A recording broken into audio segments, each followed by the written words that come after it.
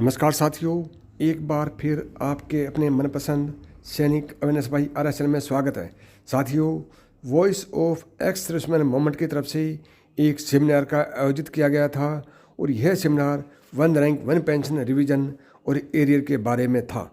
इसमें JCOs, NCOs व जवानों के हक के कई मुद्दों पर चर्चा की गई और जिसमें बताया गया कि अब सरकार से कौन कौन से एरियर मिलने बाकी हैं। इस वीडियो में मैं आपको बताऊंगा कि आपको कौन कौन से एरियर मिलने वाले हैं और वन रैंक वन पेंशन का एरियर आपको कब तक मिल जाएगा। तो दोस्तों, सब जानने से पहले यदि आप सैनिक अविनाश भाई RS चैनल पर पहली बार आए हैं तो चैनल से जुड़े रहने के लिए अभी से सब्सक्राइब कर दें और साथ ही बेल बटन को दबाएं व आल को दबाएं ताकि मेरे आने वाले प्रत्येक वीडियो का नोटिफिकेशन आपको सबसे पहले मिले। सबसे पहले तो मैं आपको voice of ex serviceman movement के बारे में बता देता हूं कि इसका काम क्या है। यह एक्स सर्विसमैन का एक संगठन है जो JCOs, NCOs व जवानों की बात सरकार के सामने रखते हैं, उनके हक के लिए हमेशा सरकार से संघर्ष करते हैं। सबसे पहले तो मैं आपको बता देना चाहता हूं कि इन्होंने क्या पॉइंट दिए। दोस्तों, यह सेमिनार 29 दिसंबर 2022 को आयोजित किया गया था और कहा है कि सरकार ने वन रैंक वन पेंशन के लिए युद्ध की तरह लड़ाई लड़ी और जीत गए हैं, लेकिन जीत की खुशी के साथ साथ यह लड़ाई सरकार हार भी गई है। और हारे कहाँ हैं? हिमाचल प्रदेश में हार गई, जहाँ पर बहुत ज़्यादा सैनिक हैं, भूतपूर्व सैनिक हैं, वहाँ पर सरकार इस लड़ाई से हार गई है। यदि यह काम पहले हो जाता तो सरकार जीत जाती। सरकार को इससे सबक लेना चाहिए। उन्होंने यह भी कहा कि OROP 1 और OROP 2 पेंशन में ज़्यादातर अफसर को ही फ़ायदा हुआ है। JCOs और जवानों को 500 से 1500 रुपये तक का फ़ायदा देकर सरकार जवानों का अपमान कर रही है और आने वाले समय में सरकार को इसकी कीमत चुकानी पड़ेगी। सरकार को ध्यान रखना चाहिए कि 97% सैनिक वर्ग यानी कि JCOs, NCOs और जवान हैं और उनके परिवार के सदस्यों जिनका वोट करीब 3 करोड़ रुपये है, जिनका वोट करीब 3 करोड़ के आसपास बनता है और सरकार इन 3 करोड़ वोटों का समर्थन खो देगी। 1/1/2006 को एक लेफ्टिनेंट कर्नल 14,400 रुपये पर था और आज महंगाई भत्ते को मिलाकर 1,36,388 रुपये ले रहा है। 2 हवलदारों की पेंशन के बराबर तो एक लेफ्टिनेंट कर्नल का महंगाई भत्ता यानी कि DA बन रहा है।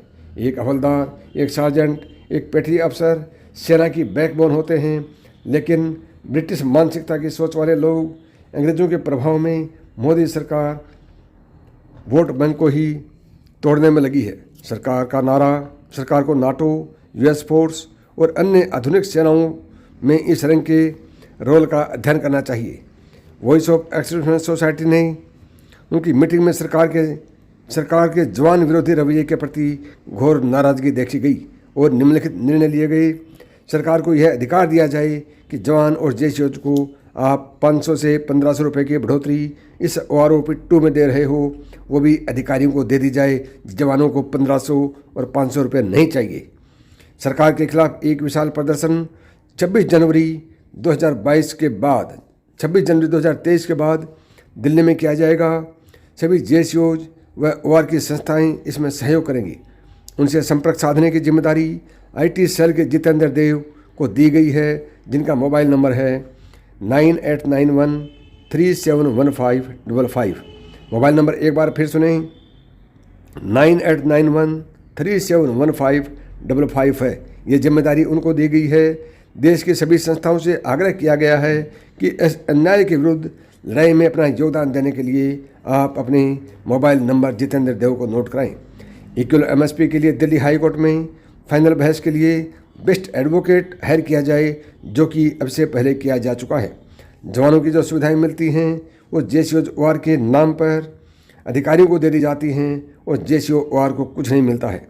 7th पे कमीशन में जवानों का फिटमेंट फैक्टर 2.57 से मल्टीप्लाई करना था, जबकि अधिकारियों को 2.67 से 2.81 कर दिया गया, यानी कि अधिकारियों का बढ़ा दिया गया है, जिससे उनकी पेंशन में बहुत बड़ा अंतर आ चुका है।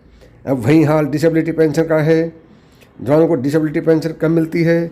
एक समय ऐसा था जब 3,510 रुपये एक हवलदार को मिलता था और एक अधिकारी को 5,880 रुपये मिलती थी, लेकिन OROP 1 के बाद लेफ्टिनेंट कर्नल को 100% डिसेबिलिटी दे दी गई है, जबकि उसकी डिसेबिलिटी पेंशन 59,000 रुपये हो गई है, जबकि हवलदार को डिसेबिलिटी पेंशन 13,376 रुपये मिलती है। यानी कि पहले ऑफिसर की डिसेबिलिटी पेंशन हवलदार से दोगुनी थी, और वैसे देखा जाए तो दुगुनी भी नहीं थी, और अब एक लेफ्टिनेंट कर्नल की डिसेबिलिटी पेंशन हवलदार से 4 गुना बढ़ गई है। दोनों को बराबर मिलने चाहिए। और भी बहुत लंबी लिस्ट है दोस्तों, यदि मैं पूरी लिस्ट आपको बताऊंगा तो वीडियो बहुत लंबा हो जाएगा, इसलिए मैंने आज की इस वीडियो में खास पॉइंट को कवर किया है, जिसमें एक पॉइंट यह भी बताया गया है कि सैनिक बोर्ड के अधिकारियों से मिली भगत चलती है। दोस्तों, यह थी आज की बड़ी अपडेट। यदि वीडियो आपको पसंद आया हो तो वीडियो को लाइक करें, ज़्यादा से ज़्यादा दोस्तों को शेयर करें। वह अभी तक आपने सैनिक अवेयरनेस बाय आर चैनल को सब्सक्राइब नहीं किया है तो अभी सब्सक्राइब करें। अगले नए वीडियो के साथ फिर मिलेंगे, तब तक नमस्कार दोस्तों, थैंक यू, जय हिंद।